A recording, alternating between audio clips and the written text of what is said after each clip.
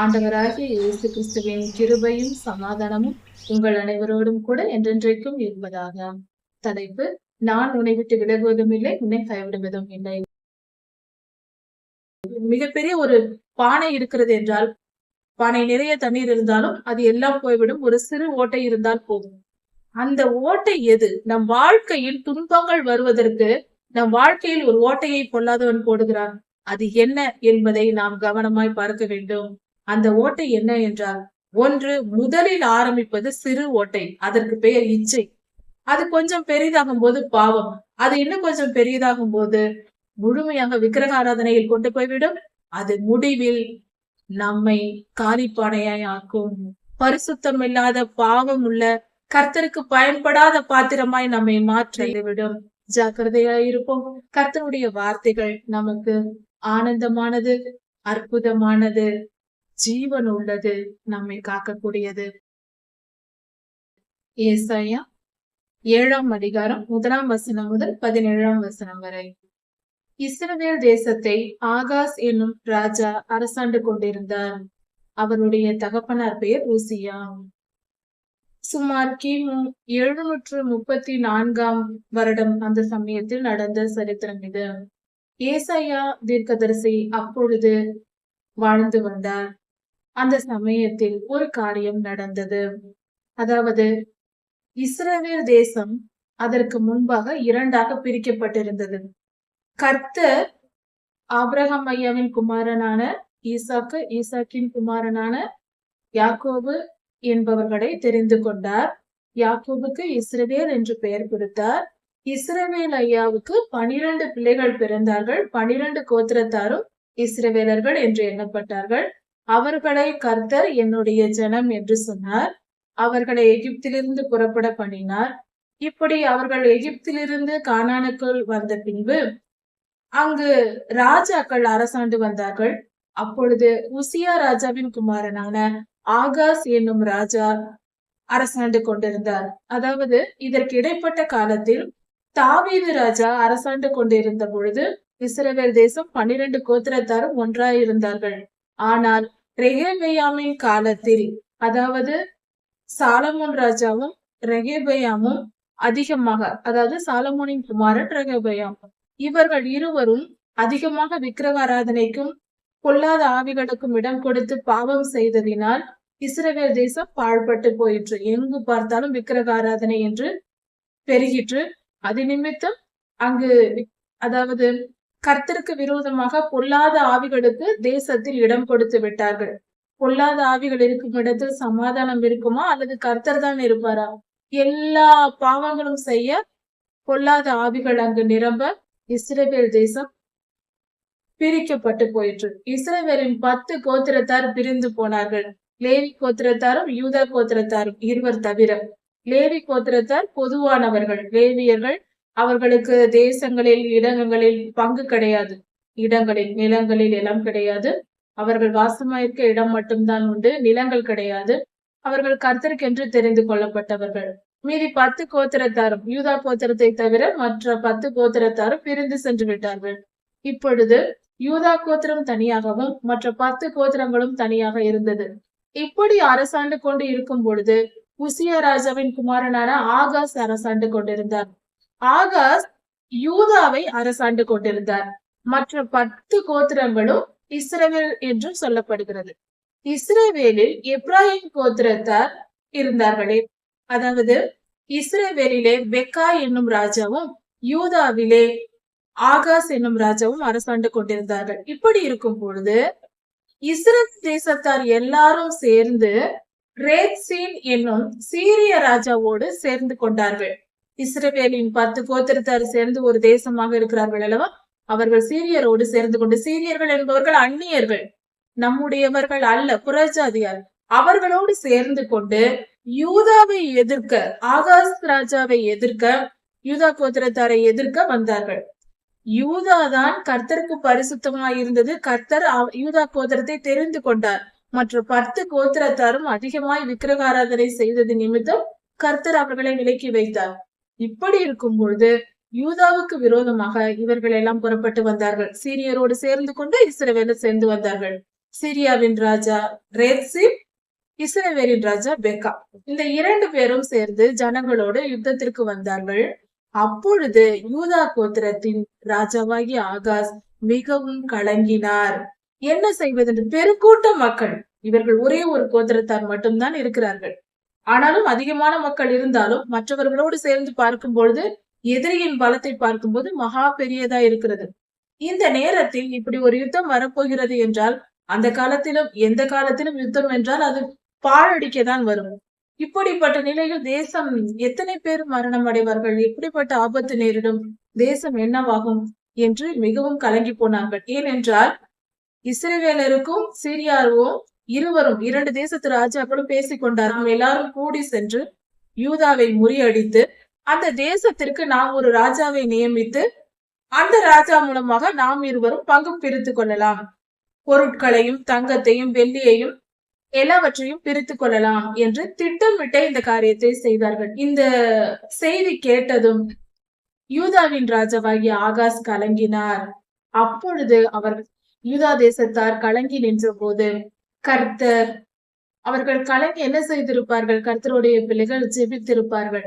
உடனே கர்த்தருடைய வார்த்தை ஏசாயா தீர்க்கதரிசிக்கு வந்தது.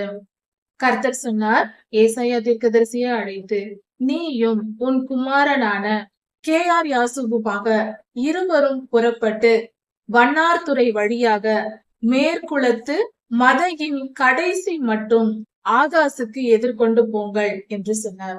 அதாவது நீயும் உன்னுடைய குமாரன் இருவரும் புறப்பட்டு எதிர்கொண்டு போங்கள். போகும்பொழுது அந்த மதையின் அருகில் வரும் பொழுது ஆகாஸ் ராஜாவை நீங்கள் பார்ப்பீர்கள், நீங்கள் சந்திப்பீர்கள் என்று கர்த்தர் சொல்லுகிறார். சில காரியங்கள் மிகவும் ஆச்சரியமும் அற்புதமுமாய் இருக்கிறது. அதை மனிதனால் ஜீரணித்துக் கொள்ள முடியாத அளவுக்கு, நம்மால் அதை புரிந்து கொள்ள முடியாத அளவுக்கு சில காரியங்கள் கர்த்தர் செய்வார். மிகவும் ஆச்சரியமாய் இருக்கும், அற்புதமாய் இருக்கும்.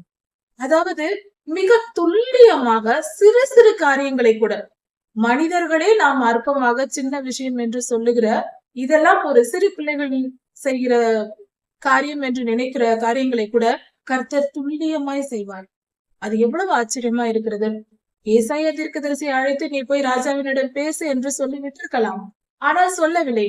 சொல்ல வேண்டியதெல்லாம் சொல்லி, நீ போய் எந்த இடத்தில் சந்திக்க வேண்டும், யாரோடு சேர்ந்து போக வேண்டும் என்று தெளிவாக மிக துல்லியமாக வண்ணார்துறை வழியாக மேற்குளத்து மதையின் அருகே சென்று அங்கு போய் ஆகாஸ் ராஜாவை சந்தியுங்கள் என்று சொல்லுகிறார்.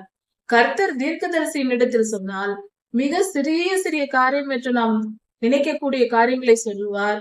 ஆனால் அந்த காரியங்கள் மிக ஆழமான அர்த்தமுள்ள காரியங்களா இருக்கும். அவர்கள் சந்திக்கிற இடத்திற்கு கூட ஏதாவது ஒரு காரணம் இருக்கும். ஏன் அந்த இடத்தில் சந்திக்க சொல்கிறார் என்பதற்கு காரணம் இருக்கும். எந்த காரணமும் இல்லாமல் கர்த்தர் ஒரு சிறு அசைவை கூட ஏற்படுத்த மாட்டார்.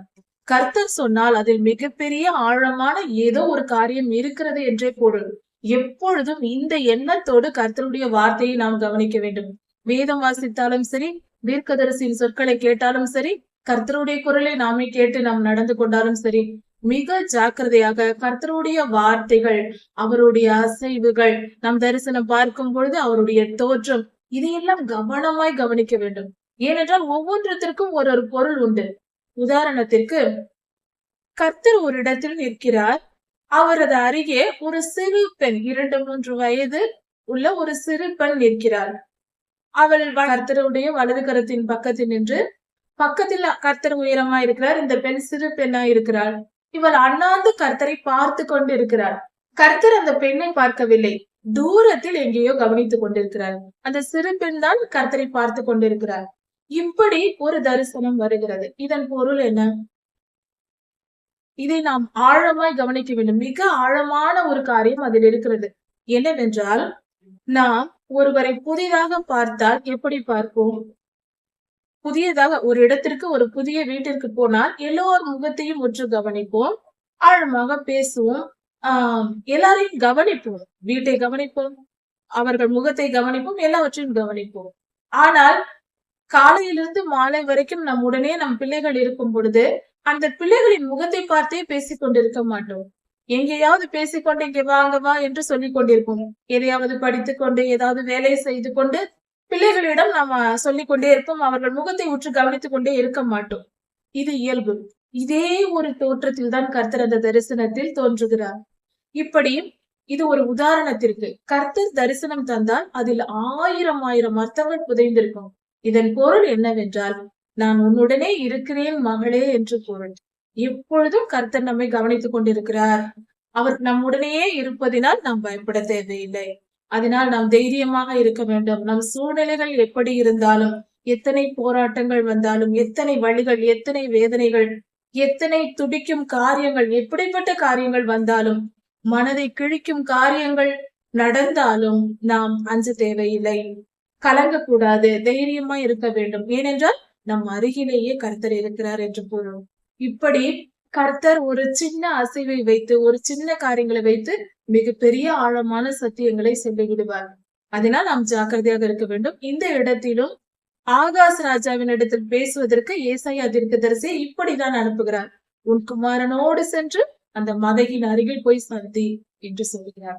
ஏனென்றால் அந்த தேசம், அதாவது யூதாவின் ராஜாவாகிய ஆகாசும் யூதாவின் மக்களும் எப்படி இருக்கிறார்கள்? காற்றில் மரங்கள் அசைவது போல அவர்கள் இருதயம் அசைந்தது என்று வேதம் சொல்லுகிறது.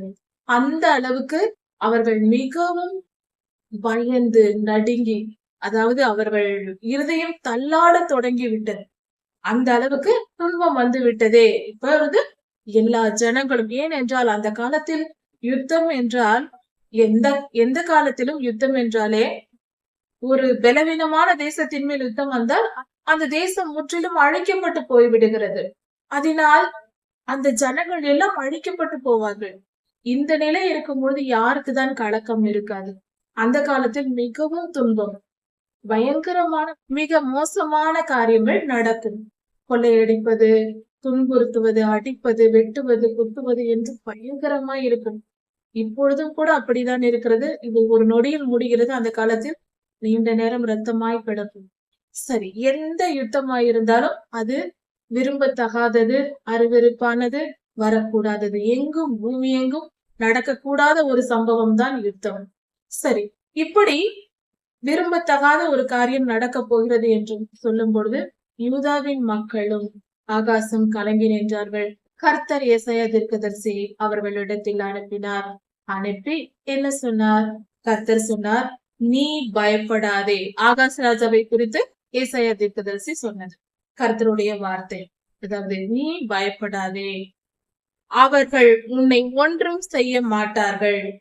அவர்கள் சீரிய தேசத்தார் எப்ராஹிமரோடு, அதாவது 10 கோத்திரத்தில் ஒரு கூட்டம் தான் எப்ராஹிம் கூட்டம், அந்த ஜனங்களோடு சேர்ந்து கொண்டு ரெமலியாவின் குமாரன் இஸ்ரவேலின் ராஜா அவரோடு சேர்ந்து கொண்டு, ரேத்சினோடு சேர்ந்து கொண்டு, இப்படியாக அவர்கள் உன்னோடு எதிர்த்து வருகிறார்கள். இது சீரியருடைய திட்டம். இவர்கள் இப்படிதான் திட்டமிட்டு வருகிறார்கள். அவர்கள் உன்னை ஒன்றும் செய்ய மாட்டார்கள். நீ பயப்படாமல் அமர்ந்திருக்க பார் என்று கர்த்தர் சொல்லுகிறார். எவ்வளவு அற்புதமான ஒரு வார்த்தை! நீ பயப்படாதே, அமர்ந்திரு, நீ அமைதியே இரு என்று கர்த்தர் சொல்லுகிறார். இவர்கள் தேசமே உயிரை கையில் பிடித்துக் கொண்டு துடித்துக் கொண்டிருக்கிறது, என்ன நடக்குமோ என்று பயந்து நடுங்கிக் கொண்டிருக்கிறார்கள். அதனால் கர்த்தர் சொல்லுகிறார், நீ பயப்படாதே, அமர்ந்திரு. அது மட்டுமல்ல, அவர்கள் இருவருக்கும் ஒரு பெயரும் கர்த்தர் கொடுக்கிறார். அந்த புகைகிற கொல்லிக்கட்டைகள், இது அந்த இரண்டும் புகைகிற கொல்லிக்கட்டைகள். கொல்லிக்கட்டைகள் என்றால் விறகை அடுப்பில் வைத்து அந்த காலத்தில் எரிப்பார்கள்.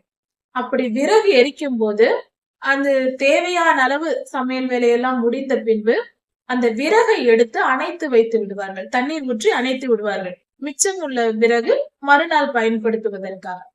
அப்படி அந்த அணைக்கப்பட்டவுடன் அந்த விறகிலிருந்து புகை வந்து கொண்டே இருக்கும். அந்த பாதி எரிக்கப்பட்ட விறகை கொல்லிக்கட்டை என்று சொல்வார்கள், அல்லது எரிந்து கொண்டிருந்தாலும் அதை கொல்லிக்கட்டை என்று சொல்வார்கள். எரிந்து கொண்டே இருக்கும், அது கொல்லிக்கட்டை என்று சொல்வார்கள். இப்படி வெப்பம் இருக்கிற, பாதி எரித்தும் பாதி எரியாமலும் இருக்கிற கொல்லிக்கட்டை. இந்த இரண்டு புகைகிற கொல்லிக்கட்டைகளாகிய ரேத்சீனும் ரெமலியாவின் மகனும் அவர்கள் போடுகிற திட்டம் நிறைவேறாது.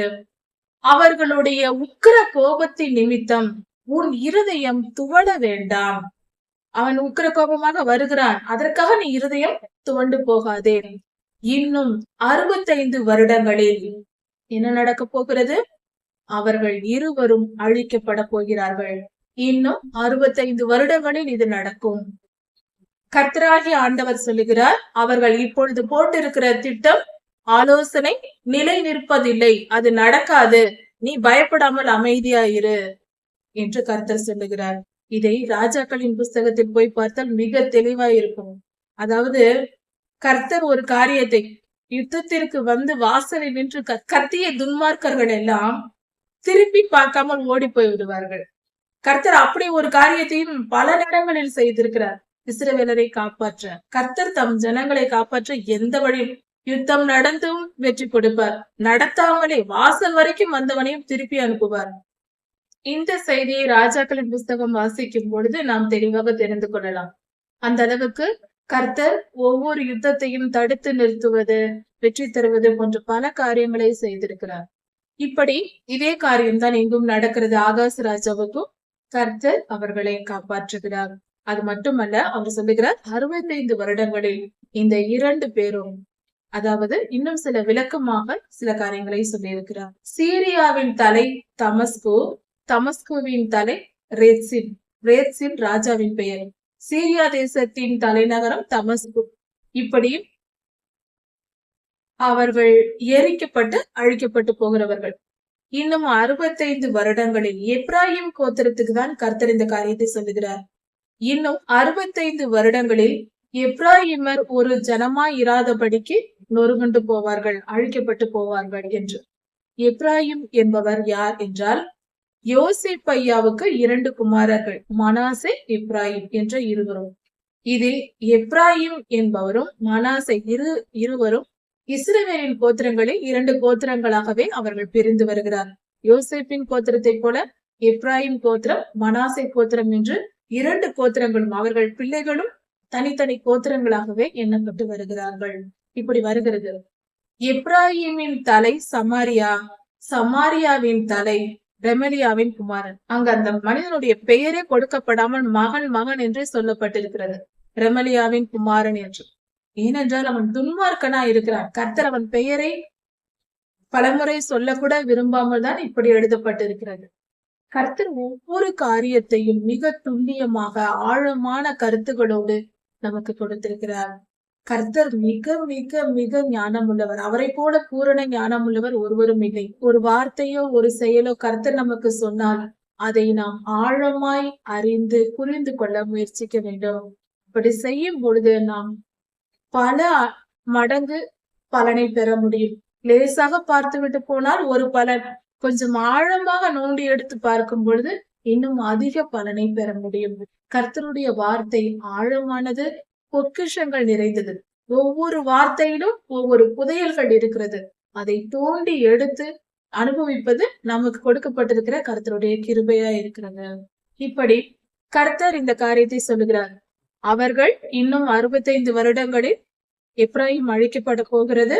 இப்பொழுது உனக்கு வந்திருக்கிற ஆபத்து உன்னை ஒன்றும் செய்யாது. நீ பயப்படாதே, தைரியமாயிரு. ஆனால் நீ விசுவாசியாவிட்டால் நிலை பெற மாட்டீர்கள் என்று கர்த்தர் சொல்லுகிறார். இந்த வார்த்தையை விசுவாசிக்க வேண்டும். கர்த்தர் காப்பாற்றுவார், நீ அமைதியாயிரு, பயப்படாதே என்று கர்த்தர் சொல்லுகிறார். அதை மனப்பூர்வமாய் ஏற்றுக்கொண்டு அமைதியாய் இருக்க வேண்டும். நீ விசுவாசிக்காவிட்டால் நிலை பெற மாட்டாய், விசுவாசித்தால் பலம் பெற்றுக் கொள்வாய்.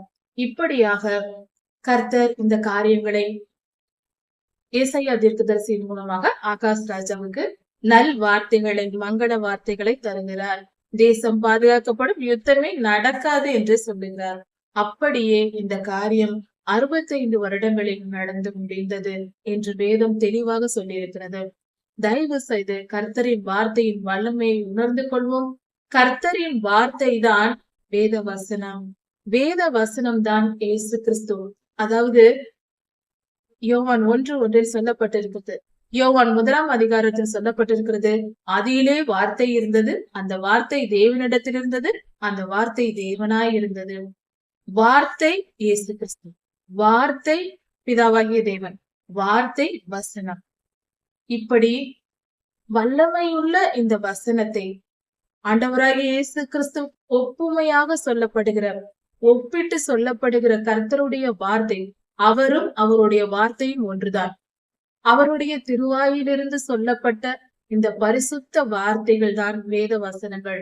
அவைகளை நாம் ஆழமாய் ஏற்றுக்கொண்டு மனப்பூர்வமாய் அதை கவனித்து சந்தோஷமாக ஆசையோடு நாம் படிக்கும் பொழுது ஆழமான சத்தியங்கள் வெளிப்படும். இப்பொழுதும் இந்த நாட்களில் கர்த்தர் நமக்கு நற்செய்தியை சொல்லுகிறார். அது என்ன நற்செய்தி? அதாவது இந்த செய்தி சொல்லப்பட்ட காலம் எது என்றால், ஆண்டவராகிய இயேசு கிறிஸ்து பிறப்பதற்கு முன்பாக. ஏசாயா தீர்க்கதரிசி ஆகாஷ் ராஜாவிடம் இன்னொரு காரியத்தையும் சொல்லுகிறார். அதாவது இப்பொழுது கர்த்தர் இந்த காரியத்தை செய்வேன் என்று சொன்னார் அல்லவா, இதற்கு ஒரு அடையாளத்தை நீ கேட்டு பெற்றுக்கொள். நீ கேள், அதை உனக்கு கர்த்தர் தருவார். அதாவது நீ கேட்கும் அடையாளம் வானத்திலிருந்தும் கேட்கலாம், பூமிக்குள்ளிருந்தும் நீ வரும்படி கேட்கலாம். எப்படிப்பட்ட அடையாளம் உனக்கு வேண்டும் என்று கேள் என்று கர்த்தர் சொல்லுகிறார் என்று ஏசாயா தீர்க்கதரிசி கேட்கிறார். கர்த்தருடைய வார்த்தையின்படியே தீர்க்கதரிசி ஐயா கேட்கிறார். இதை கவனித்து பார்க்கும் பொழுது என்ன அடையாளம் என்றால், இந்த சம்பவம், இந்த தீர்க்க தரிசனம் நிறைவேறுவதற்கு கர்த்தர் ஒரு அடையாளம் தருகிறேன் என்று அவரே சொல்லுகிறார். அதற்கு ஆகாஷ் ராஜா நான் கேட்க மாட்டேன் என்று சொல்லுகிறார். நான் கேட்க மாட்டேன், நான் கர்த்தரை பரீட்சை செய்ய மாட்டேன், கர்த்தரை சோதித்து பார்க்க மாட்டேன், அதனால் நான் கேட்க மாட்டேன் என்று மறுத்து விடுகிறார். அப்பொழுது ஏசாயா தீர்க்கதரிசி அந்த அடையாளத்தை சொல்லுகிறார். இதுதான் அற்புதமான அடையாளமாய் இருக்கிறது. நம் எல்லோருக்கும் சந்தோஷம் தருகிற நற்செய்தியின் வார்த்தையா இருக்கிறது. அப்பொழுது ஏசாயா தீர்க்கதரிசி சொல்லுகிறார், தாவீதின் வம்சத்தாரே கேளுங்கள், நீங்கள் மனுஷரை விசனப்படுத்துகிறது போதாதென்று என் தேவனையும் விசனப்படுத்துகிறீர்கள் என்று சொல்லுகிறார். மனுஷரை தான், கர்த்தருடைய பிள்ளைகளை விசனப்படுத்துகிறீர்கள், வேதனைப்படுத்துகிறீர்கள் என்றால் ஏன் கர்த்தரையும் வேதனைப்படுத்துகிறீர்கள் என்று கேட்கிறார். ஆதலால் ஆண்டவர் தாமே உங்களுக்கு ஒரு அடையாளத்தை தரப்போகிறார். அவரே உங்களுக்கு அடையாளம் தருகிறேன் என்று சொல்லுகிறார். அந்த அடையாளம் இதோ, ஒரு கன்னிகை கர்ப்பவதியாகி ஒரு குமாரனை பெறுவாள்.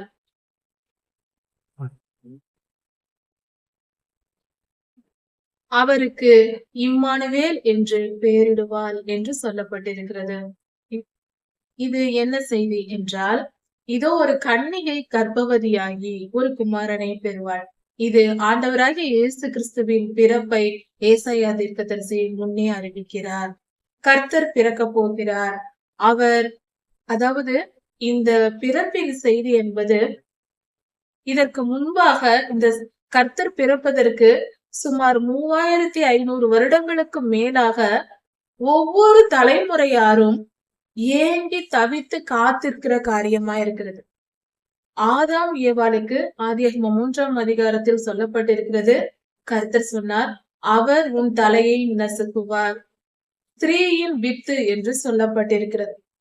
ஒரு கன்னி வயிற்றில் ஒரு பெண், ஒரு குழந்தை பிறந்து அவர் மூலமாய் உலகத்தின் பாவம் போகும் என்று அந்த காலத்தில் சொல்லப்பட்டிருக்கிறது.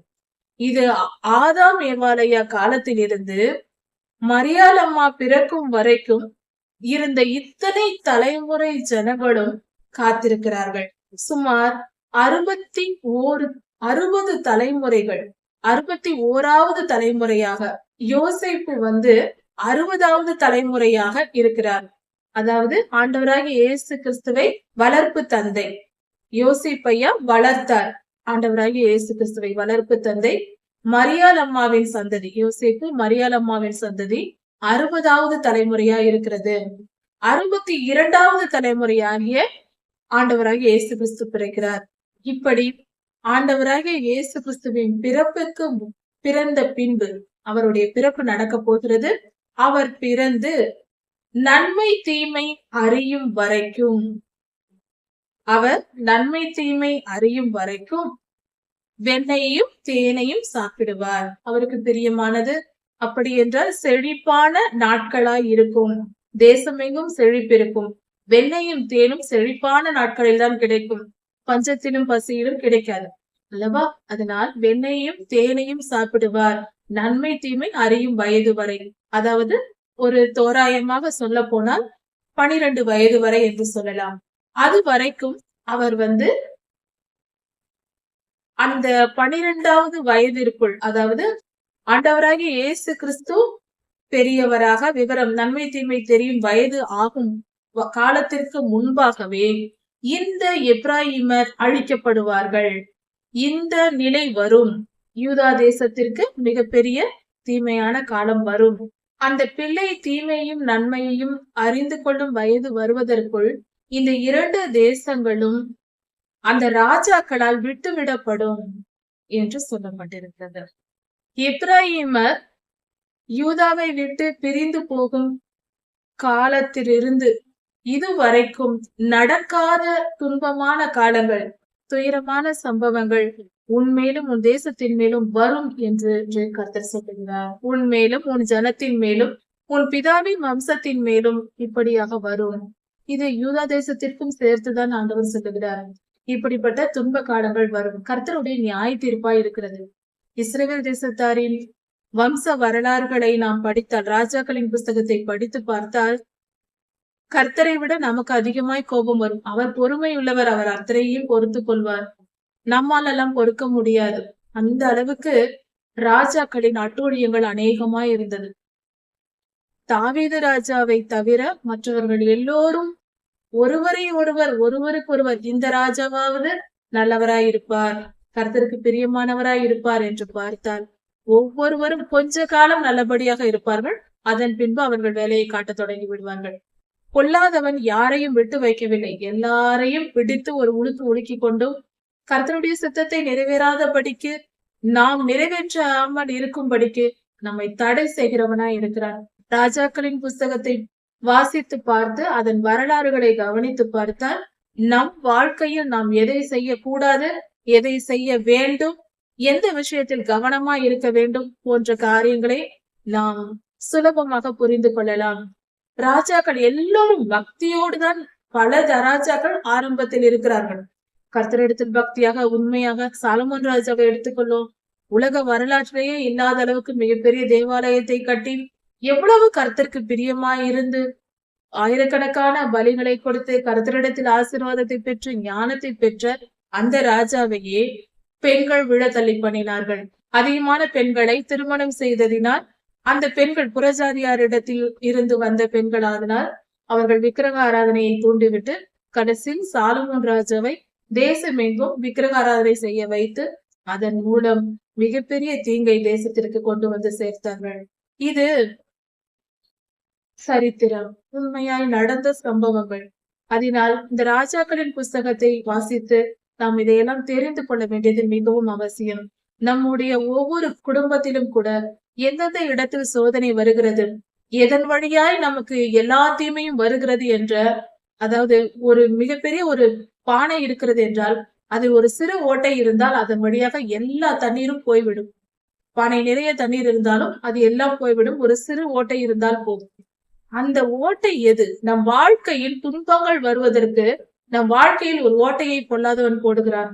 அது என்ன என்பதை நாம் கவனமாய் பார்க்க வேண்டும். அந்த ஓட்டை என்ன என்றால், ஒன்று, முதலில் ஆரம்பிப்பது சிறு ஓட்டை, அதற்கு பெயர் இச்சை. அது கொஞ்சம் பெரிதாகும் போது பாவம், அது இன்னும் கொஞ்சம் பெரியதாகும் போது முழுமையாக விக்கிரக ஆராதனையில் கொண்டு போய்விடும். அது முடிவில் நம்மை காலிப்பானையாய் ஆக்கும். பரிசுத்தம் இல்லாத பாவம் உள்ள கர்த்தருக்கு பயன்படாத பாத்திரமாய் நம்மை மாற்றி எரிகிற அக்னி கடலுக்கு கொண்டு போய் தள்ளிவிடும். ஜாக்கிரதையாயிருப்போம். கர்த்தருடைய வார்த்தைகள் நமக்கு ஆனந்தமானது, அற்புதமானது, ஜீவன் உள்ளது, நம்மை காக்கக்கூடியது. அப்படிப்பட்ட கர்த்தருடைய வார்த்தைகளை கேட்டு அறிந்து உணர்ந்து கடைபிடித்து நல்வாழ்வு பெற்று நித்திய ஜீவனை அடைவோம். அதற்காகவே நம்முடைய ஆண்டவராகிய இயேசு கிறிஸ்து இந்த உலகத்தில் பிறந்தார். ஏசாயா 7ஆம் அதிகாரம் 18ஆம் வசனம் முதல் 25ஆம் வசனம் வரை. ஏசாயா தீர்க்கதரிசி யூதாவில் ஆகாஸ் ராஜாவாய் இருக்கும் பொழுது அவருக்கு சொன்ன தீர்க்க தரிசனங்களை குறித்து நாம் தியானித்தோம். அந்த கர்த்தருடைய வார்த்தையாகிய தீர்க்க தரிசனம் சொல்லப்படும் பொழுது அந்த சூழ்நிலை ஆகாஸ் ராஜாவுக்கு மிக நெருக்கமாய் இருந்த சூழ்நிலையா இருந்தது. அதாவது யூதாவின் ராஜாவும் எப்ராஹிமின் ராஜாவும் சேர்ந்து கொண்டு, இஸ்ரவேலின் ராஜாவும் சேர்ந்து கொண்டு ஒன்றாக யூதாவை எதிர்க்க வந்தார்கள். அந்த சமயத்தில் தான் ஏசாயா தீர்க்கதரிசி பயப்பட வேண்டாம், கர்த்தருடைய வார்த்தை நமக்கு கிடைத்திருக்கிறது, அதனால் ராஜா அமைதியா இருக்க வேண்டும் என்று சொல்லப்பட்டது. இன்னும் 65 வருடங்களில் எப்ராஹிம் அந்த தேசங்களால் கைவிடப்படும் என்று தீர்க்க தரிசனம் உரைக்கப்பட்டது. இப்படியாக ஏசாயா தீர்க்கதரிசி கர்த்தருடைய வார்த்தையை சொன்னார். அதன் பிறகு இன்னொரு காரியத்தையும் சொன்னார். அதாவது கர்த்தருடைய இரண்டாவது வார்த்தை, அதாவது ஒரு கன்னிப்பெண் கர்ப்பவதியாய் இருந்து ஒரு குமாரனை பெறுவார், அவருக்கு இம்மானுவேல் என்று பெயர் வைப்பார்கள். அந்த குமாரன் இம்மானுவேல் வளர்ந்து அவர் பெரியவராகும் பொழுது நன்மை தீமை அறியும் வயது வரைக்கும் அவர் வெண்ணெயையும் தேனையும் சாப்பிடுவார். அவர் அந்த வயது வருவதற்குள் இந்த எப்ராஹிம் தேசத்தார் ராஜாவினால் கைவிடப்படுவார்கள். 65 வருடங்களுக்குள் இது நடக்கும் என்று முதல் தீர்க்க தரிசனம் சொல்லப்பட்டது. அடுத்தது இரண்டாவது தீர்க்க தரிசனமாக கர்த்தர் இன்னொரு காரியத்தையும் வெளிப்படுத்துகிறார். அதாவது இந்த நிலையில் யூதாவின் ஜனங்கள் கர்த்தரால் தண்டிக்கப்படுவார்கள் என்றபடியாக ஒரு தீர்க்க தரிசனம் உரைக்கப்பட்டிருக்கிறது. யூதா தேசத்தின் பாவங்கள், அதாவது அடிப்படையான காரியம் என்னவென்றால், இஸ்ரவேலின் ராஜாக்கள் 2 கூட்டமாக பிரிந்தார்கள், 2 தேசமாக. ஒன்று யூதா தேசம், மற்ற 10 கோத்திரங்களும் ஒரு தேசமாகவும், லேவிக்கு கோத்திரங்கள் கிடையாது, தேசங்கள் கிடையாது, எல்லா இடத்திலும் இருப்பார்கள். இப்படியாக அது பிரிக்கப்பட்டது ரெகொபெயாமின் காலத்தில், தாவீது ராஜாவின் பேரனுடைய காலத்தில் நடந்தது. இப்படி இருக்கும் பொழுது யூதாவின் ஜனங்கள் கர்த்தரால் தெரிந்து கொள்ளப்பட்டவர்களாய் இருந்தார்கள். யூதா தேசம் கர்த்தரால் தெரிந்து கொள்ளப்பட்டதாக, கர்த்தருக்கு கீழ்ப்படிதல் உள்ளதாக இருந்தது. ஆனால் அவர்களும் பாவம் செய்ய தொடங்கினார்கள், அவர்களும் மீறுதல் செய்ய தொடங்கினார்கள். அவர்களுடைய அக்கிரமமும் பெரியதாய் தொடங்கியது. இது நிமித்தம் கர்த்தர் கோபம் கொண்டு அவர்களை நியாயம் தீர்க்கிறார். ஒரு காரியத்தை நாம் எப்பொழுதும் புரிந்து கொள்ள வேண்டும். கர்த்தரால் தெரிந்து கொள்ளப்பட்ட ஜனங்கள் கர்த்தரால் பாதுகாக்கப்படுகிறார்கள் என்று சொன்னால் நாம் மிகவும் சந்தோஷப்படுவோம். உண்மைதான், கர்த்தர் பாதுகாக்கிறார். ஒருவர் நம்மை பாதுகாக்கிறார் என்றால் அவர் எங்கே இருப்பார்? நம்மை பாதுகாக்கிறவர் நம்முடனே கூடவே இருப்பார். சரி, கூடவே இருப்பவருக்கு நாம் என்ன செய்கிறோம் என்று தெரியுமா, தெரியாதா? நம் கூடவே இருந்து நம்மை ஒருவர் பார்த்து கொண்டிருந்தால் நம்முடைய செயல்கள் எல்லாம் அவருக்கு தெரியும். சரி, அவர் சர்வலோகாதிபதியாகிய நம்முடைய தேவனே நம்மோடு கூட இருந்து எப்பொழுதும் நம்மை கவனித்துக் கொண்டிருக்கிறவரானால் அவருக்கு நாம் பயந்து நடக்க வேண்டியது அவசியமா இல்லையா? கண்டிப்பாக நாம் பயந்து நடக்க வேண்டும். நம் பெற்றோர்கள் நம் பக்கத்தில் இருந்தால், சிறு பிள்ளையா இருக்கும் போது நாம் எந்த தவறும் செய்யாமல் பயந்து கொண்டு அமைதியா இருப்போம், சேட்டைகள் செய்ய மாட்டோம், அடித்து விடுவார்கள் என்று பயந்து கொண்டு. அல்லது பெற்றோர்களுக்கு பயப்படாவிட்டாலும் ஆசிரியர்கள் பக்கத்தில் இருந்தால் பயப்படுவோம். ஆசிரியர்கள் வகுப்பறையை விட்டு வெளியே சென்றால் உடனே நாம் வாலாட்ட தொடங்குவோம். பேசுவது, சிரிப்பது, விளையாடுவது போன்ற காரியங்கள் சிறு பிள்ளைகளா இருக்கும் பொழுது செய்யும். ஆனால் ஆசிரியர் கூட இருக்கும் பொழுது அடி விழும் என்று பயந்து கொண்டு அமைதியா இருக்கும். அப்படிதான் இந்த வாழ்க்கையும். இப்பொழுதும் நம் ஆசிரியர், நம் தேவன், நம் அப்பா, நம் சகோதரர், நமக்கு எல்லாம் அவர்தான். அவர் நம் பாதுகாவலராகவும் இருக்கிறார். அப்படி இருக்க அவர் நம்முடனே கூட இருக்கிறார். இப்பொழுது நாம் என்ன செய்ய வேண்டும்? அவர் நம்மை பாதுகாக்கிறார், நம்மை கவனித்துக் கொண்டிருக்கிறார் என்று சொல்லும் பொழுது அவருக்கு பயந்து நடுங்கி அமைதியாய் நாம் இருக்க வேண்டும். பயப்பட வேண்டும். பாவம் செய்வதற்கு பயப்பட வேண்டும். கர்த்தருக்கு பயப்படுதல் என்றால் கர்த்தர் அங்கே இருக்கிறார் என்றால் எனக்கு பயந்து நடுங்குவது அல்ல. அப்படி அல்ல, அதன் பொருள் வேறு. பாவம் செய்வதற்கு பயப்பட வேண்டும். கர்த்தர் பார்த்து கொண்டிருக்கிறார், நான் தவறு செய்ய மாட்டேன், கர்த்தருக்கு கோபம் வரும், அப்பாவுக்கு நான் கோபம் மூட்ட மாட்டேன் என்று பயந்து நடப்பது. பாவம் செய்வதற்கு, தீமை செய்வதற்கு, கர்த்தருக்கு பிரியமில்லாத எந்த காரியத்தையும் செய்வதற்கு பயப்படுவதுதான் கர்த்தருக்கு பயப்படுதல் என்பது. கர்த்தரை கண்டால் பயப்படுவது அல்ல, அது தானாக வரும். அந்த பயத்தை யாராலும் அடக்க முடியாது. சில நேரங்களில் அப்பாவை பார்த்தால் சமாதானமா இருக்கும், சில நேரங்களில் பயம், நடுக்கம் வரும். கர்த்தருடைய வல்லமையோடு நாம் அவரை பார்க்கும் பொழுது அவருடைய முழு வல்லமையையும் நாம் பார்ப்பதற்கு நம் இருதயத்தில் பலன் கிடையாது.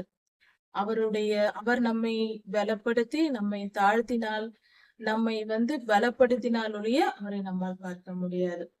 சரி, இப்படி இருக்க நாம் என்ன செய்ய வேண்டும்? கர்த்தருக்கு பயப்படுகிற பயத்தோடு இருக்க வேண்டும். இஸ்ரவேலர்கள் கர்த்தருக்கு பயப்படாமல் போனார்கள். அதிலிருந்து தெரிந்து கொள்ளப்பட்ட யூதா ஜனங்களும் கர்த்தருக்கு பயப்படாமல் தீமை செய்ய தொடங்கினார்கள். இதன் விளைவாக என்ன நடந்தது? கர்த்தர் கோபம் கொண்டார். கோபம் கொண்டு அவர்களுக்கு பல நியாய தீர்ப்புகளை கட்டளையிட்டார். இப்பொழுது இந்த கட்டளையானது வெளிப்படும் முன்னே ஒரு கன்னி கர்ப்பவதியாகி ஒரு குழந்தையை பெறுவாள், அவருக்கு இம்மானுவேல் என்று பெயரிடுவார்கள் என்று சொல்லப்பட்ட அந்த தீர்க்க தரிசனத்தின் பொருள் நமது ஆண்டவராகிய இயேசு கிறிஸ்துவின் பிறப்பை குறித்து சொல்லப்பட்டது. ஆண்டவராகிய இயேசு கிறிஸ்து பிறந்து அவர் வளரும்போது அவர் வெண்ணையும் தேனையும் சாப்பிடுவார் என்றால் அவர் செழிப்பான காலம் இருக்கும் சமுதாயத்தில். அவர் பிறக்கும் காலம், அவர் வளரும் காலம் பூமி எங்கும் செழிப்பாய் இருக்கும். அவர் வெண்ணையும் தேனும் செழிப்பான பூமியில் கிடைக்கும். அதாவது தேன் கிடைக்கும் இடங்கள் செழிப்பான இடங்கள் என்று பொருள். ஏனென்றால் தேன் என்பது பூக்களில் இருந்து எடுக்கப்படும் பொருள். தேன் பூச்சி இருக்கும், அது தேன் பூக்களில் இருந்து தேனை எடுத்து சேகரித்து வைக்கும். அதை தான் நாம் தேனாக எடுத்துக்கொள்கிறோம். இப்படி இருக்க பூக்கள் அதிகம் பூக்கிற இடத்தில் அதிக விவசாயம், செழிப்பு நிலங்கள் அதிகம் இருக்கும். விவசாய நிலங்கள் இருக்கும், மரங்கள் இருக்கும், அதிகமான கனி தருகிற இடமா இருக்கும். அது தானியம் விளைகிற இடம், காய்கறிகள் விளைகிற இடமா இருக்கும். அது செழிப்பான பூமியில் தான் தேன் அதிகம் கிடைக்கும்.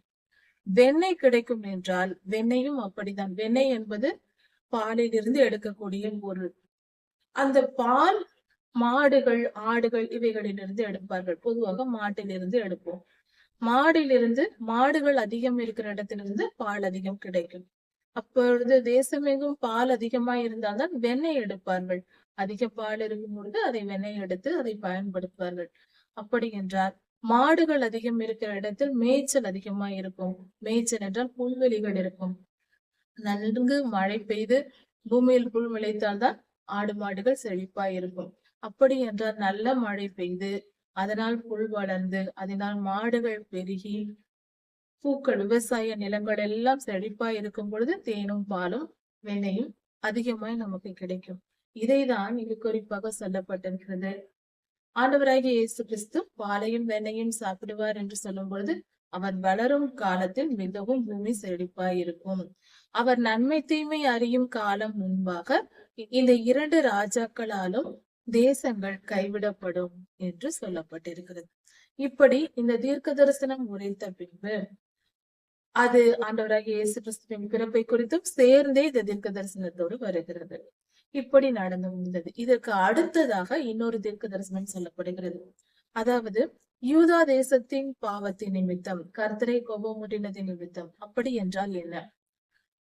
கர்த்தருடைய பிள்ளைகள், கர்த்தரை அறிந்தவர்கள், பாவம் மீது பரிசுத்தம் மீது என்று தெரிந்தவர்கள், தெரிந்த தேசத்தால இஸ்ரவேலர்கள், யூதர்கள். இவர்கள் தெரிந்தே கர்த்தருக்கு விரோதமாய் பாவம் செய்கிறார்கள். விக்கிரக ஆராதனை, பில்லி சூனியம், மற்ற இச்சைக்குரிய காரியங்கள், மற்ற எல்லாவித ஓய்வு நாட்களை தவறாக இது பயன்படுத்துவது போன்ற எல்லாவித பாவங்கள். இப்படி 10 கட்டளைகளை மீறுவதுதான் பாவம். கர்த்தருடைய வார்த்தையாகிய வசனத்தை மீறுவதுதான் பாவம்.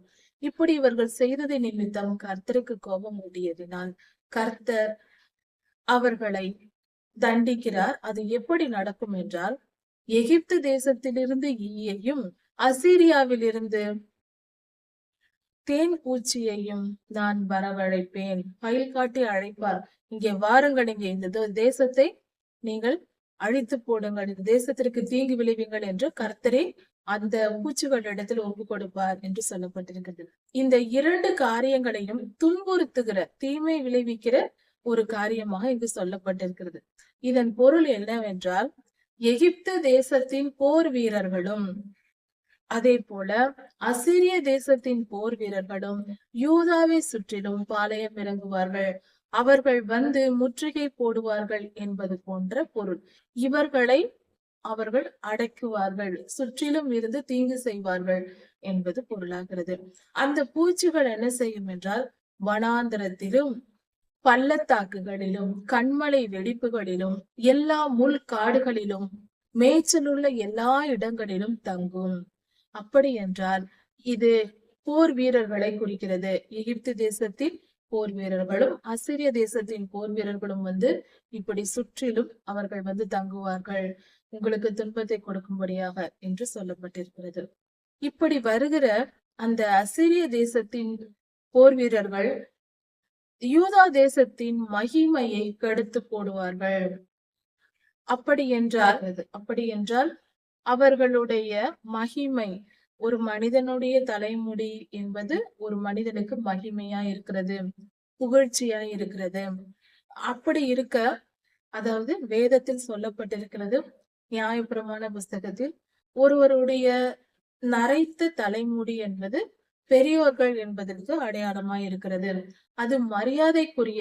சிறியவர்கள் பார்க்கும்போது தலைமுடி வெள்ளையா இருந்தால் அவர்கள் பெரியவர்கள், அவர்களுக்கு மரியாதை கொடுக்க வேண்டும் என்ற ஒரு அடையாளம் தெரிகிறது. இந்த தோற்றம் அதை நமக்கு வெளிப்படுத்துகிறது. நம்மை விட வயதில் பெரியோர்கள் என்றும் அவர்களுக்கு மரியாதை கொடுக்க வேண்டும் என்கிற எண்ணம் வரும்படியாக அந்த தலைமுடியானது வயது ஆக கொஞ்சம் கொஞ்சமாக அது வெள்ளை முடியாக மாறுகிறது. அதாவது முடி என்பது பொதுவாக வேதத்தில் தலைமுடி என்பது ஒரு மனிதனுடைய மகிமையா இருக்கிறது, புகழ்ச்சிக்குரிய காரியம். அப்படி என்றால் இங்கு யூதா தேசத்தின் முடியை அகற்றி போடுவேன் என்று சொல்லப்பட்டிருந்தால் இதற்கு காரணம் என்ன? அந்த கூந்தல் அகற்றப்படும் என்றால் புகழ்ச்சி போய்விடும், தாழ்ந்த நிலைக்கு தள்ளப்படுவார்கள். ஏனென்றால் இவர்கள் அக்கிரமம் செய்திருக்கிறார்கள், பாவம் செய்திருக்கிறார்கள், அது நிமித்தம் இவர்களுக்கு நியாய தீர்ப்பு வரும் என்று பொருளாயிருக்கிறது.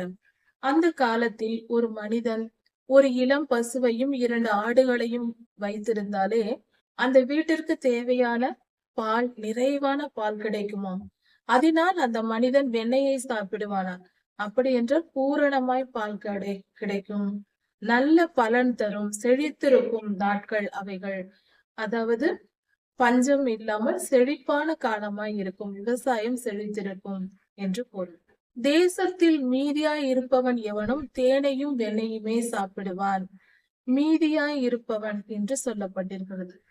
அதாவது இதன் பொருள் என்னவென்றால், தேசம் செழிப்பாய் இருக்கும், பஞ்சகாலம் இல்லை, யூதா தேசம் செழிப்பாய் தான் இருக்கும். அந்த செழிப்பு எந்த இடத்தில் அதிகம் செழிப்பாய் இருக்கிறதோ அந்த இடத்தில் தீயவர்கள் நெருங்கி வருவார்கள். இது இயல்பாய் இருக்கிறது. ஒரு மனிதன் தன் வாழ்க்கையில் உயர்ந்திருந்தால் அவனை சுற்றிலும் ஒரு கூட்டம் சேர்ந்து விடும், அவனுடைய பலனை தானும் அனுபவிப்பதற்காக. ஒரு மரம் இருக்கிறது, ஒரு அருமையான ஒரு மரம் இருக்கிறது, பழங்கள் தரக்கூடிய மரம் இருக்கிறது. பழங்கள் பழுத்து விட்டால் எல்லோரும் அதை போய் அந்த பழம் இல்லாத நேரத்தில் அந்த மரத்தை யாரும் திரும்பி கூட பார்க்க மாட்டார்கள். பழம் பழுத்திருந்தால் அவைகளை உடனே பலர் கூடி அந்த பழங்களை பறித்து சாப்பிட தொடங்கி விடுவார்கள். இது போல ஒரு மனிதன் செழித்திருந்தால் அந்த இடத்தில் அதை கொள்ளையடிக்க, அந்த செழிப்பின் நிமித்தம் அதை பெற்றுக்கொள்ளும்படியாக அங்கு சுற்றிலும் ஒரு கூட்டம் சேர்ந்து வரும். அதே போல யூதா தேசம் செழிப்பாய் இருக்கும். தீமை செய்ய கர்த்தரால் அழைக்கப்பட்ட, அதாவது யூதா தேசத்தின் பாவத்தின் நிமித்தம் கர்த்தர் கொடுத்த நியாய தீர்ப்பாகிய அசீரியர்களும் எகிப்தியர்களும் போர் வீரர்கள் தேசத்தை அநேக ஜனங்களை கொன்று போடுவார்கள். கொன்று பலர் இறந்து போவதினால் மிச்சம் இருக்கிற ஜனங்கள் கொஞ்சம் பேராய் இருப்பார்கள். அவர்கள்தான், மீதி இருப்பவர்கள் தான் தேனையும் வெண்ணையும் சாப்பிடுவார்கள் என்று சொல்லப்பட்டிருக்கிறது. பெரும்பாலான யூதர்கள் அழிக்கப்படுவார்கள், அதிகம் பேர் மரித்து போவார்கள் என்று சொல்லப்பட்டிருக்கிறது. இதற்கு காரணம் அவர்கள் செய்த பாவமே. கர்த்தர் நீதியுள்ளவராயிருக்கிறார். எப்பொழுதும் எது நடந்தாலும் நன்மைக்கேற்ற பலனையும் கர்த்தர் தர மறக்க மாட்டார், அதை கவனித்து கொடுப்பார். அதே போல தீமைக்கேற்ற தண்டனையும் நிச்சயம் வரும். நியாய தீர்ப்புக்கு பயந்து நடுங்க வேண்டும். நாம் பாவம் செய்யக்கூடாது, பரிசுத்தமாய் வாழ வேண்டும் என்பதே இந்த வேத பகுதியின் ஆழமான கருத்தாய் இருக்கிறது. அந்த காலத்தில் 1000 வெள்ளிக்காசு மதிப்பு கொடுக்கக்கூடிய அளவுக்கு இருந்த 1000 திராட்சை செடி இருந்த அந்த நிலம் எல்லாம் முட்செடியாய் மாறி போகும். 1000 திராட்சை செடி இருந்த இடத்தில் முட்செடியும் முள்ளுமாய் இருந்தால் என்னாகும்? ஒரு பலனும் கிடைக்காது. அது போல மாறிவிடுமா கர்த்தருடைய நியாயத்திற்கு. தேசம் எங்கும் முட்செடியும் நெரிஞ்சில் முள்ளும் அதிகமாய் முளைத்திருப்பதினால் அவர்கள் போகும் பொழுது எங்கு போனாலும் தேசம் எங்கும் இப்படி ஆகிவிடுமாம். முட்செடியும் நெரிஞ்சிலுமாய் போய்விடுமாம். அப்படிப்பட்ட ஜனங்கள் பெரும்பாலானோர் அழிக்கப்பட்டால் தான் இப்படிப்பட்ட நிலை ஏற்படும். கொஞ்சம் ஜனங்கள் இருப்பவர்கள் கொஞ்சம் நிலத்தை தான் விவசாயம் பார்ப்பார்கள். மீதி இருக்கிற நிலம் தானாக முள் முளைத்து கிடக்கும். விவசாயம் செய்ய ஆள் இல்லாத நிலை உருவாகும். கொஞ்சம் பேர் மட்டும் பயிர் வைத்துக் கொண்டிருப்பார்கள், விவசாயம் செய்வார்கள் என்று பொருள். இதுதான். ஆனால் இப்படி முச்செடியும் நெரிஞ்சிலும் நிலமெல்லாம் அதிக தேசத்தின் நிலங்கள் எல்லாம் பரவி இருந்ததானால் என்ன நடக்கும்? இந்த புதர் காடுகளில் பூச்சிகளும் மிருகங்களும் எல்லாம் வந்து சேர்ந்து விடும். ஊர்வன மிருகங்கள், பூச்சிகள் இவைகள் எல்லாம் அதிகமாக சேர்ந்து விடும். அப்படி என்றால் அந்த இடத்தை கடந்து போக வேண்டும் என்றால் நாம் வில்லையும் அம்பையும் பிடித்து கொண்டு போக வேண்டும். மிருகங்கள் பெருகி போகும். காட்டு மிருகங்கள், தீமை செய்யும் மிருகங்கள் தேசத்தின் நிலங்களில் பெருகி போகும் என்று வேதம் சொல்லுகிறது. இது மகா பயங்கரமான ஒரு கர்த்தருடைய கோபத்தின் விளைவாய் இருக்கிறது, நியாய தீர்ப்பாய் இருக்கிறது. மண்வெட்டியால் கொத்தப்படுகிற மலைகள் இருந்தது.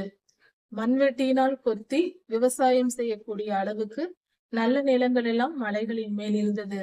ஆனால் அந்த இடத்தில் இப்பொழுது நடந்து போகவும் முடியாமல் முள்ளும் நெரிஞ்சிலும் நெரிஞ்சில் முள்ளும், அதாவது முட்செடி என்று சொல்லும் பொழுது 1 அடி 2 அடி உயரம் வளரக்கூடிய செடிகள் முட்செடிகள். இன்னும் உயரம் கூட அதிகமாய் வளரும். நெரிஞ்சில் என்பது தரையோடு தரையாக இருக்கும். அது கொஞ்ச தூரம் கூட வளராது, படர்ந்து வளரக்கூடியது. படர்ந்து வளரக்கூடிய சிறிய செடி. ஆனால் முள் இருக்கும், அதிகமான முள் இருக்கும், காலில் குத்தும். அப்படிப்பட்ட நெரிஞ்சல் முள் தரையோடு தரையாக படர்ந்தே வளரும். ஒரு இன்ச் அளவுக்கு தான் உயரம் வரும். ஆனால் அது சுற்றிலும் அதிகமாய் படர்ந்து போவதினால் கால் வைத்து நடக்கவும் முடியாது, மிகவும் காலில் குத்தி ஏறிவிடும். அப்படிப்பட்ட நெரிஞ்சலும் முட்செடிகள் என்று சொல்லும் போது 2 அடி 3 அடி அதற்கு மேல் வளரக்கூடிய முட்செடிகள் இப்படி எல்லாம் புதர் போல் வந்து விடுவதனால் அங்கு அந்த அப்படிப்பட்ட மலைகளில் விவசாயம் செய்யும் நிலங்களில் இப்படிப்பட்ட இடங்கள் எல்லாம் இது போன்ற முட்செடிகள் முளைப்பதினால் மாடுகள் மேய்வதற்கும் ஆடுகள் மேய்வதற்கும் இடமாக போய்விடும். ஆடு மாடுகள் தான் மேய்ந்து கொண்டிருக்கும் என்ற நிலை ஏற்படும். விவசாய நிலங்கள் பாழ்பட்டு போகும். விவசாயம் செய்ய ஆளில்லாத நிலை உருவாகும். இப்படிப்பட்ட ஒரு நியாய தீர்ப்பை யூதா தேசத்திற்கு கர்த்தர் கொடுக்கிறார்.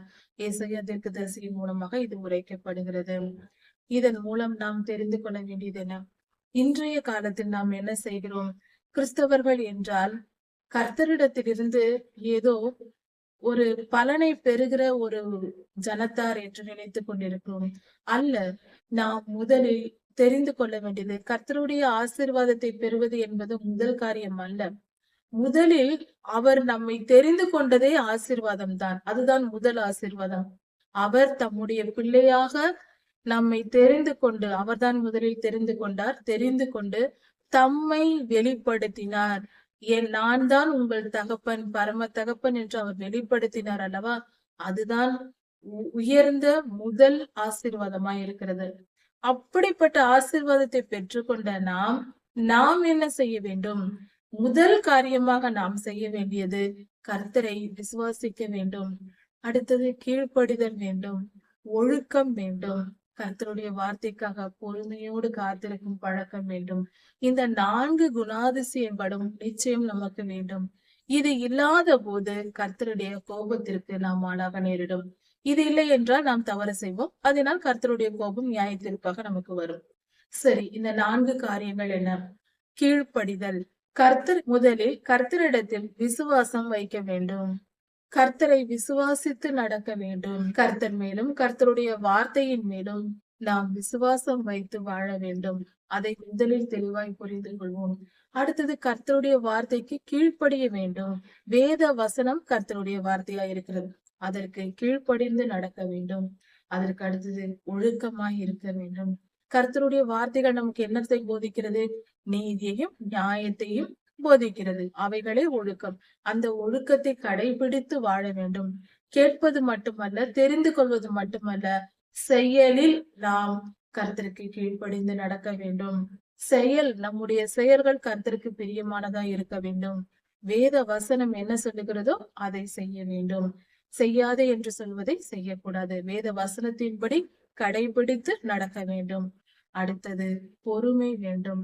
கர்த்தர் நமக்கு ஒரு காரியத்தை சொல்லும் பொழுது எந்த செயலா இருந்தாலும் கர்த்தரிடத்தில் பொறுமையோடு காத்திருந்து பெற்றுக்கொள்கிற மனம் வேண்டும். எந்த காரியமா இருந்தாலும் கர்த்தரிடத்தில் கேட்டு பொறுமையோடு காத்திருந்து கர்த்தர் சொல்லும் பொழுதுதான் அந்த காரியத்தை நாம் செய்ய வேண்டும். கர்த்தர் கொடுக்கும் பொழுதுதான் நாம் பெற்றுக்கொள்ள வேண்டும். நமக்கு ஒரு ஆசீர்வாதம் வர வேண்டும் என்றாலும் நம் கர்த்தரிடத்தில் பொறுமையோடு காத்திருந்து அவர் கொடுக்கும் போது பெற்றுக்கொள்கிற தாழ்மையுள்ள இருதயம் வேண்டும். இப்படிப்பட்ட குணாதிசயங்கள் இல்லாததினால்தான் யூதா தேசத்திற்கு இப்படிப்பட்ட நியாயத்தீர்ப்புகள் வந்தது. இந்த அதிகாரம் நமக்கு போதிக்கிற காரியம் என்னவென்றால், கர்த்தருக்கு கீழ்ப்படியாமல் இருந்தால் பொல்லாத மனிதர்களிடத்தில் ஒப்பு கொடுக்கப்படுவோம் என்று சொல்லப்பட்டிருக்கிறது. ஒரு ஆழமான சத்தியம் ஒன்று, அதை சற்று கவனித்து கேட்போம். அதாவது, பரலோகத்தில் நம்மை குறித்து என்ன நடக்கிறது என்பதற்கு ஒரு சில வேத ஆதாரங்களும் இருக்கிறது. யோபையாவின் புஸ்தகம் 1ஆம் அதிகாரம் 2ஆம் அதிகாரத்தில் இருக்கிறது. இன்னும் பல இடங்களில் இருக்கிறது. எசேக்கியேல் 8ஆம் அதிகாரத்தில் இருக்கிறது. வெளிப்படுத்தல் புஸ்தகத்தில் இருக்கிறது. பல இடங்களில் இருக்கிறது. ஏன் ஆதியாகமம் 3ஆம் அதிகாரத்தில் இருக்கிறது. 2, 3 அதிகாரங்களை பார்க்கலாம். இந்த இடங்களில் எல்லாம் பொல்லாதவனை குறித்தும் பரலோகத்தில் நடக்கிற சம்பவங்களை குறித்தும் சொல்லப்பட்டிருக்கிறது. அது மட்டுமல்லாமல் மிகாயா தீர்க்கதரிசன புஸ்தகத்தின் காலத்திலும் நாம் இந்த காரியங்களை பார்க்கலாம். பரலோகத்தில் நம்மை குறித்து பேசப்படுவது, பொல்லாதவன் நம்மை குறித்து என்ன சொல்லுகிறான், என்ன பேசுகிறான், பரலோகத்தில் என்ன நடக்கிறது, கர்த்தர் இருக்கிறார், பொல்லாதவன் போய் கத்துகிறான், நம்முடைய ஆவி அங்கே போகிறது, நம்மால் பார்க்க முடிகிறது, நம்மை குறித்து அங்க என்ன பேச்சு நடக்கிறது என்பதை பற்றின விளக்கங்கள் இந்த வேத பகுதிகளில் கொடுக்கப்பட்டிருக்கிறது. நாம் ஆராய்ந்து பார்த்துக் கொள்ளலாம். சரி, என்ன காரியம் நடக்கிறது? மனிதன் தனிமையாய் இல்லை இந்த பூமியில். முதலில் அதை புரிந்து கொள்ள வேண்டும். மனிதன் எந்நேரமும் கர்த்தரால் கவனிக்கப்பட்டு வருகிறான். அது மட்டுமல்ல, பொல்லாத ஆவிகளும் சாத்தானும் நம்மை கவனித்து வருகிறான். கர்த்தருடைய பிள்ளைகளை கர்த்தரும் கவனிக்கிறார், சாத்தானும் கவனிக்கிறான், கவனித்துக் கொண்டேதான் இருக்கிறான். அதை புரிந்து கொண்டு நாம் செயல்பட வேண்டும். நாம் ஒரு சிறு தவறு செய்தாலும், நாம் ஒரு பொய் பேசினால் போதும், பொய் பேசினால் அவன் நேராக சென்று கர்த்தரிடம் சொல்லுவான், கர்த்தாவே, இன்று உம்முடைய மகள் பொய் பேசி இருக்கிறார், இதற்கு நீர் என்ன சொல்லுகிறீர்? உம்முடைய மகள் என்று சொல்லுகிறீர், அவள் பரிசுத்தமானவள், கர்த்தருடைய பிள்ளை என்று சொல்லி என் மகள் என்று சொல்லுகிறீர். உம்முடைய மகளை பாருங்கள், அங்கு பொய் சொல்லி கொண்டிருக்கிறார். நான் என்னமோ பெருமை பெற்றேன் என்று என்னை விரட்டி விட்டீர். உம்முடைய மகள் அங்கு பொய் பேசி கொண்டிருக்கிறார், இன்று கூட பேசினால் பாரும் என்று சொல்லுவான். அப்படியே அங்கே போய் சொல்லுவான், அதை காட்டுவான். அப்படி இருக்கும் பொழுது இதற்கு ஆதாரம் எங்கே இருக்கிறது? இதெல்லாம் நடக்குமா என்றால், தயவு செய்து யோபு முதல் 2 அதிகாரங்களை பாருங்கள். அதற்கு அடுத்தது, ஆண்டவராகிய இயேசு கிறிஸ்துவுக்கு அவர் உயிரோடு இருந்த நாட்களில் 40 நாள் சோதனைக்கு பின்பு அவரை எடுத்துக்கொண்டு போய், ஆண்டவராகிய இயேசு கிறிஸ்துவையே அவன் அப்படியே ஆவியில் எடுத்துக்கொண்டு போய் அவன் தீர்க்க தரிசனம் காண்பித்து உலகத்தை எல்லாம் சுற்றி காண்பித்தான் என்று வசனம் இருக்கிறது. இப்படிதான் இங்கு நடக்கிற நிகழ்வுகளை கேமரா இல்லாமலேயே அவன் பதிவு செய்து கொண்டு போய் அங்கு காட்டி விடுவான். பரலோகத்தில் பாருங்கள், இப்படிதான் உங்கள் மகள் போய் பேசினாள், இந்த தவறு செய்திருக்கிறாள் என்று சொல்லுவான். கர்த்தர் என்ன செய்வார்? அவர் நீதி உள்ளவர், பாரபட்சம் உள்ளவர் அல்ல. யார் தவறு செய்தாலும் தண்டிக்கிறவர். சரியா? அப்படி இருக்க அவர் என்ன செய்வார்? அவன் போய் கேட்பான், உம்முடைய மகளை பொய்யின் ஆவி பொய் பேசியதினால் அவள் மேல் எனக்கு அதிகாரம் உண்டு, நான் போய் அவளை தொடுவேன், நான் அவளை ஆட்கொள்வேன், நான் அவளுக்குள் செல்வேன் என்று அவன் போய் கேட்பான். கர்த்தர் தம்முடைய நீதியின் நிமித்தம் அதற்காக அவன் நேரத்தை வைத்திருப்பார். அந்த நேரத்தில் அவனை அனுப்பிவிடுவார். அப்பொழுது அவன் வந்து நம்மை துன்புறுத்துவான். நாம் போய் பேசினான், எந்த தவறு செய்கிறோமோ கண்களின் இச்சைக்கு இடம் கொடுத்தால் கண்களை வந்து அவன் பாதிப்பான். ஒரு நோய் வரும், அல்லது ஏதாவது ஒரு தீமையான ஒரு வலி, வேதனை, ஏதோ ஒன்று வரும். நாம் சில நேரங்களில் இருதயத்தில் பொல்லாத நினைவுகளை நினைப்போம். பிறருக்கு தீங்கு செய்ய வேண்டும் என்று மன்னிக்காமல் இருப்போம். யாராவது நமக்கு செய்த தீமைக்கு மன்னிக்காமல் வேதனையோடு நம் கோபமாகவே இருப்போம். அதனால் என்ன நடக்கும்? நம் இருதயத்தில் வலி வரும். அப்பொழுது நாம் ஐயோ வலிக்கிறதே என்று நினைப்போம். காரணம் என்ன? நம் இருதயத்தில் மன்னியாத தன்மை இருக்கிறது, மன்னிக்கவில்லை. அதனால் அந்த இடத்தில் சாத்தான் நுழைந்து நமக்கு வலியை உண்டு பண்ணுவான். இப்படிதான் நோய்கள் வருகிறது. இது ஒரு ப்ராசஸ். இதனால்தான் கர்த்தர் சொல்கிறார், 10 கட்டளைகளையும் கடைபிடித்து நடந்தால் நீ பரிசுத்த வாழ்வு வாழ்கிறாய். அப்பொழுது சாத்தானுடைய குணங்கள் அங்கு செயல்படாது. நீ நீதியாய் வாழ்வதினால் அவனுக்கு எந்த அதிகாரமும் இங்கு கொடுக்க தேவையில்லை. கர்த்தர் நம்மை காப்பாற்ற நினைக்கிறார். அதற்கு நாம் ஒத்துழைக்க வேண்டும். நம்மை காப்பாற்றிக் கொள்ள கர்த்தருக்கு நாம் ஒத்துழைத்து போக வேண்டும். அதற்கு நாம் என்ன செய்ய வேண்டும் என்றால், முதலில் கர்த்தருடைய வசனத்தை நாம் கடைபிடித்து நடக்கும் பொழுது கர்த்தர் நம்மை பாதுகாக்க முடியும். அவர் நமக்கு முழு பாதுகாப்பை கொடுத்திருக்க நாமே விட்டு ஓடிவிட்டால், நம் பாதுகாப்பை விட்டு ஓடிவிட்டால் அது நமக்கு தீமையை கொண்டு வரும். இதனால்தான் நோயும் துன்பமும் பல நேரங்களில் கர்த்தருடைய பிள்ளைகள் பெறுவதற்கு காரணம். இதை சரியாக புரிந்து கொள்ள வேண்டும். ஆவியின் மண்டலத்தை உணர்ந்தால்தான் இது முடியும். பரலோகம் பரிசுத்தம் என்ன நடக்கிறது? தீமை சாத்தான் எங்கே என்ன நடக்கிறது? மனிதன் மனித தன்மை என்ன நடக்கிறது? மூன்றையும் வைத்து பார்க்கும் பொழுதுதான் ஒரு காரியம் சிறப்பாக சரியாக புரிந்து கொள்ள முடியும். ஒரு காரியத்தை மட்டும் வைத்துக் கொண்டு, மாம்சத்தை மட்டும், மனிதனை மட்டும் பார்த்து கொண்டிருந்தால் எதுவும் புரியாது. ஏன் நம் வாழ்க்கையில் இது நடக்கிறது தெரியாது. நோய் வந்தால் தெரியாது, ஏன் வருகிறது என்று தெரியாது. ஒரு நன்மை நடந்தாலும் இந்த நன்மை ஏன் வந்தது என்று தெரியாது. நன்மை வந்தால் நன்மை அனுபவிக்கிறேன், தீமையை வந்தால் தீமையை அனுபவிக்கிறேன் என்றுதான் அனுபவித்துக் கொண்டிருக்கிறோம். ஏன் இது நடக்கிறது, எதற்காக நடக்கிறது, எது நிமித்தம் நடக்குகிறது என்பதை தெளிவாய் புரிந்து கொண்டு வாழ்ந்தால் நம் வாழ்க்கை மிக சுலபமாகிவிடும். நாம் எதை செய்யலாம், எதை செய்யக்கூடாது என்பதை மிக தெளிவாய் புரிந்து கொள்ள முடியும். கர்த்தருடைய வார்த்தைகள் அவைகளை நமக்கு போதிக்கிறது. வாழ்க்கை மிக அருமையானது. எல்லாவற்றையும் தெரிந்து, இவ்வுலக வாழ்க்கையின் எல்லா காரியங்களையும் தெரிந்து புரிந்து மிக தெளிவாய் நம்மால் வாழ முடியும். அதற்கு என்ன செய்ய வேண்டும், அதை தான் கவனிக்க வேண்டும். கர்த்தருக்கு கீழ்ப்படிந்து வேத வசனத்தை தியானித்தால் போதும், சகல ஞானமும் நமக்கு கொடுக்கப்படுகிறது. இவ்வுலகத்தை பற்றின எல்லா காரியங்களும் தெளிவாய் புரிந்துவிடும். இந்த காரியம் இப்பொழுது நடக்கும் என்று நம்மால் யூகித்தே சொல்ல முடியும். இந்த செயலில், இந்த தேசத்தில் இது நடக்கும், இந்த உலகத்தில் இது நடக்கும், நம் வீட்டில் இது நடக்கும், நம் எதிரிக்கு இப்படி நடக்கும், நம்முடைய நண்பனுக்கு இது நடக்கும், நம் வாழ்க்கையில் இதுதான் நடக்கும், நன்மையோ தீமையோ இதுதான் நடக்கும் என்று நம்மால் உறுதியாய் சொல்ல முடியும். நடந்த காரியங்களுக்கு காரணம் என்ன என்பதையும் தெளிவாய் புரிந்து கொள்ள முடியும். வேதத்தில் சகல காரியங்களும் சொல்லப்பட்டிருக்கிறது. வேத வசனத்தை தியானித்தால், வேத வசனம் என்பது வாழ்க்கையை போதிக்கிறது, அந்த நன்மை தீமையை போதிக்கிறது. இதை நாம் படித்துக் கொள்ளும் பொழுது எல்லா காரியங்களும் தெளிவாகிவிடும். வாழ்க்கை மிக தெளிவாய் இருக்கும். என்ன செய்ய வேண்டும் என்பது மிக தெளிவாய் புரிவதினால் நாம் சந்தோஷமாக சமாதானமாக வாழலாம். முக்கியமாக டென்ஷன், பிபி என்ற வார்த்தைகளுக்கு நம் வாழ்க்கையில் இடம் இருக்காது. மிக அழகாக, அமைதியாக, மிக தெளிவாக நம்மால் நம் வாழ்க்கையை வாழ்ந்து முடிக்க முடியும். நித்திய ஜீவனையும் சுதந்திரித்துக் கொள்ள முடியும். வெற்றியுள்ள வாழ்க்கை வாழ்வதற்கான வழிகள் வேதவசனம் நமக்கு கொடுக்கிறது. மிக தெளிவான வாழ்க்கை வாழ்வதற்கும் வெற்றி பெறுவதற்கும் வேத வசனங்கள் நமக்கு போதிக்கிறது. இப்படியாக நாம் கர்த்தருடைய வசனத்திற்கு செவி கொடுத்து கீழ்ப்படிந்து கர்த்தரிடத்தில் நன்மையை பெற்றுக் கொள்வோம். கர்த்தர் உங்களை ஆசீர்வதிப்பாராக. இதன் தொடர்ச்சியை அடுத்த செய்தியில் பார்க்கலாம். மாரநாதா.